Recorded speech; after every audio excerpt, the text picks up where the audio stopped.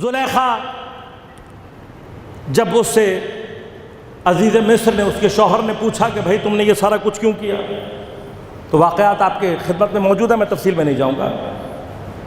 اس نے ایک محفل برپا کی، مصر کی تمام خوبصورت خواتین کو جمع کیا، ایک پردے کے پیچھے اپنے شوہر کو کھڑا کیا اور اس سے کہا تم دیکھتے رہنا۔ دوسری جانب حضرت یوسف علیہ السلام کو آرائش کر کے آپ سے یہ کہا کہ آپ اس محفل سے ایک کونے سے دوسرے کونے تک چلے جائیں۔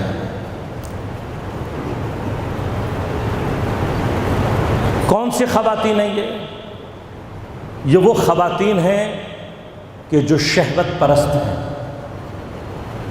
یہ وہ خواتین ہیں جو لذت پرست ہیں، یہ وہ خواتین ہیں کہ جن کے اندر خیانت کا مادہ پایا جاتا ہے۔ اور اس اعتبار سے حضرت یوسف پر یہ ایسا ظلم تھا کہ اس واقعے کے بعد حضرت یوسف نے دعا مانگی ہے کہ پروردگار مجھے تو قید خانے میں ڈلوا دے۔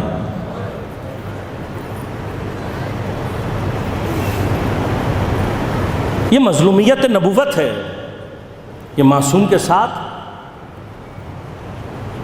مرد ہے،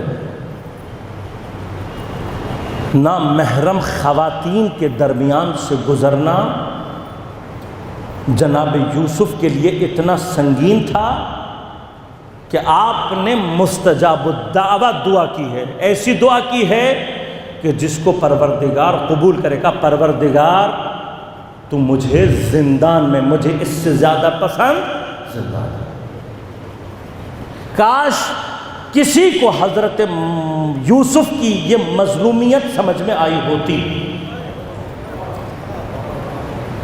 جس کو حضرت یوسف کی مظلومیت یہاں سمجھ میں آئے گی، اسے پتہ لگے گا کہ شام غریبہ سے لے کر شام تک بیویوں کے اوپر کیا گزرے۔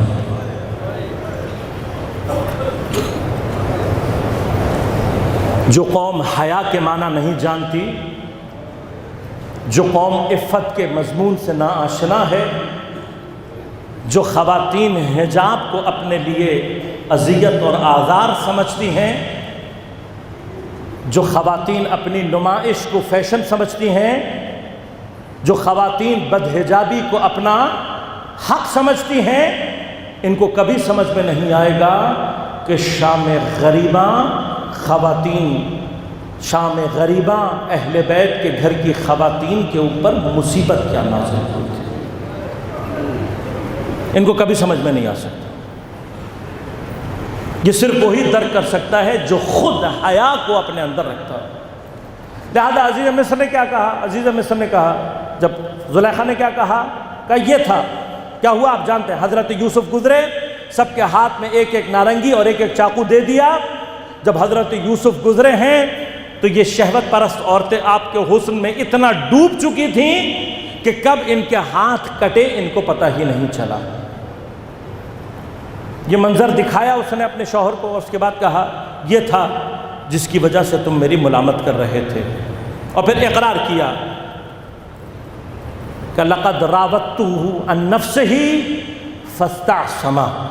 یہاں پر عصمت کا معنی استعمال کیا اللہ نے۔ میں نے اس کو فجور کے لیے، میں نے اس کو گناہ کے لیے اپنی طرف طلب کیا، فاستعصم، اس نے عصمت کو اختیار کیا۔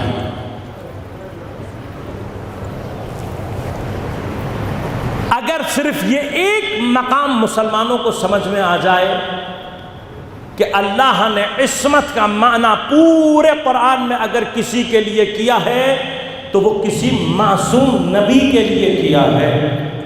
بس قرآن جس عصمت کے معیار کو قائم کرتا ہے اس پر یوسف جیسا نبی